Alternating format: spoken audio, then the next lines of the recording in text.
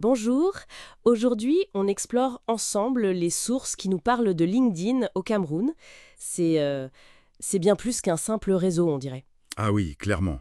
C'est devenu un levier majeur pour la carrière, le recrutement, même la formation là-bas. Et on s'appuie pas mal sur les analyses pointues d'ailleurs du blog Histoire de CM de chez Jukamdem. Oui, une référence sur le sujet. L'idée c'est vraiment de comprendre l'ampleur du phénomène et puis ce que ça implique concrètement. Exactement. Alors pour commencer, les chiffres. C'est assez frappant, hein. Ah oui, les chiffres sont parlants. On apprend que le nombre d'utilisateurs, il est passé de 360 000 en 2018 Mhm. à une projection de, tenez-vous bien, 1,4 million d'ici 2025. C'est énorme.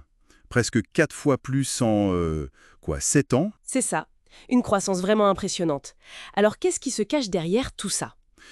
Ce qui est intéressant, c'est justement de voir les moteurs de cette adoption massive.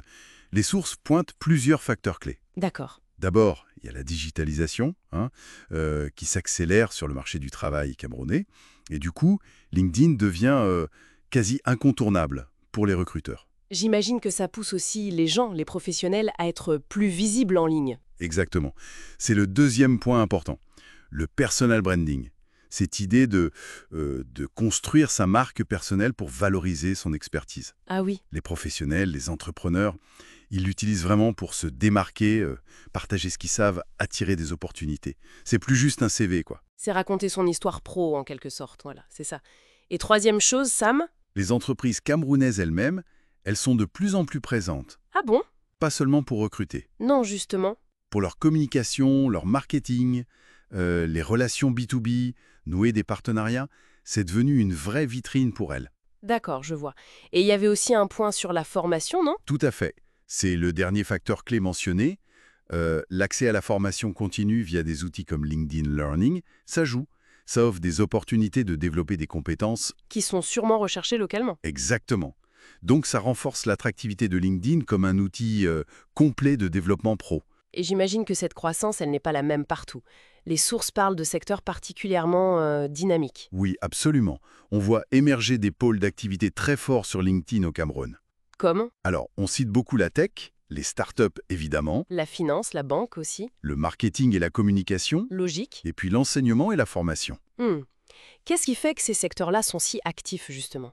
Souvent, ce sont des secteurs qui sont en pointe sur le numérique, très axés sur les compétences, les réseaux, la tech, les startups, c'est leur ADN, les connexions, l'innovation. Bien sûr. La finance, la banque, elles cherchent des profils pointus et soignent leur image employeur via LinkedIn. Le marketing, la com, c'est leur outil naturel pour la visibilité, le réseau. Et l'enseignement? L'enseignement et la formation, c'est intéressant parce qu'ils sont à la fois utilisateurs, pour leur propre visibilité, le recrutement, et fournisseurs de contenu. Ils alimentent la plateforme en quelque sorte. D'accord, je vois le tableau. Alors, face à tout ça, comment on fait pour bien utiliser LinkedIn en Cameroun? Les sources donnent des pistes, j'imagine. Oui, et ce sont des conseils assez pratiques et logiques dans ce contexte.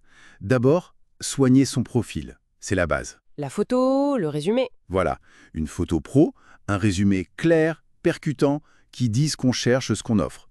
Et bien lister ses compétences. Et après, il faut être actif, non? Pas juste avoir un profil. Exactement, publier régulièrement. Du contenu pertinent, pas juste son CV en boucle. Montrer son expertise, partager des insights, ça donne de la visibilité. Et interagir, j'imagine. C'est un réseau social, après tout. Tout à fait. Commenter, partager les posts des autres, féliciter, ça renforce les liens, ça multiplie la portée. Et puis, rejoindre des groupes professionnels. Ah oui, les groupes thématiques. C'est important pour échanger avec des pairs, se tenir au courant et parfois trouver des opportunités qu'on ne verrait pas ailleurs. D'accord. Et si on regarde un peu vers l'avenir, qu'est-ce que les analyses prévoient pour LinkedIn au Cameroun? Alors, les tendances qui ressortent, c'est d'abord une intensification du recrutement via la plateforme. Ça pourrait devenir le canal numéro 1 pour certains postes. Logique, vu la croissance. Ensuite, on s'attend à voir de nouvelles options de monétisation pour les créateurs de contenus locaux, ceux qui partagent vraiment leur expertise. Intéressant. Et enfin, la montée en puissance des formats comme les webinaires, les événements en direct sur LinkedIn pour la formation, le networking. D'accord. Donc pour résumer un peu tout ça, ce qu'on retient, c'est que LinkedIn au Cameroun, c'est bien plus qu'un gadget. C'est vraiment devenu un outil stratégique. Absolument. Incontournable même, pour beaucoup. Que ce soit pour trouver un job, développer sa carrière, faire des affaires, pour les salariés, les entrepreneurs et même les étudiants, en fait. C'est ça. Et ça ouvre d'ailleurs une réflexion plus large, une question pour la suite peut-être. Ah oui? Laquelle? À mesure que cette plateforme américaine à l'origine façonne les carrières, les identités professionnelles au Cameroun, quel impact ça aura à long terme sur la culture du travail local, sur les dynamiques de recrutement plus traditionnelles? Hmm, Intéressant comme question. Peut-être même sur les relations sociales au travail dans le pays.